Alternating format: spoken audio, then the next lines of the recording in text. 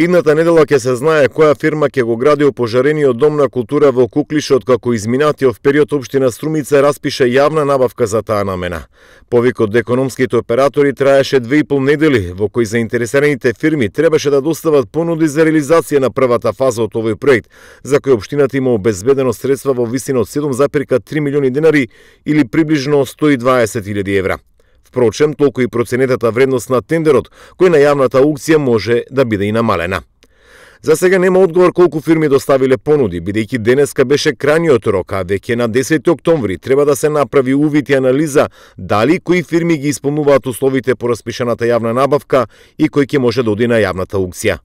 Во рамките на првата фаза се предвидени изведба на градежно и градежно-занетчиски работи, но и поставување на громобранска инсталација на објектот кој пред повеќе години беше опожарен, а беше предмет на барање на жителите на Куклиш, но и честопати споменуван како нереализирано ветување на локалната власт. Инаку за овој проект 4 милиони денари со ДДВ се обезбедени од Министерството за локална самоуправа со договор за финансирање проекти за намалување на диспаритетот меѓу и во рамките на планските региони и зголемување на регионалната конкурентност за 2022. Останатите 4 милиони и 300.000 денари се вклучен ДДВ ќе бидат обезбедени од буџетот на општината. Согласно објавениот тендер, изведувачот ќе биде должен сите работи предвидени во техничката спецификација од јавната набавка да ги реализира во рок од 6 месеци од денот на воведување во работа од страна на општина Струмица.